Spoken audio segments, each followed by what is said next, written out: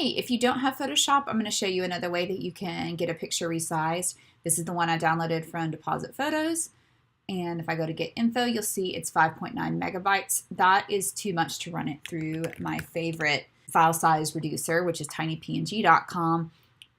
On the free plan, you can only reduce ones if they start 5 megabytes or under. So I'm going to make the image like 25% smaller. I'm going to click resize for 26% smaller. I'm going to click download. I'm going to save my image. My image is now 4.3 megabytes. So let's run it through TinyPNG and see how TinyPNG does. Excellent. It took it from 4.3 megabytes to 247.1 kilobytes. It's under my 300 kilobyte, which I fudge a little bit if needed, but I'm happy about that.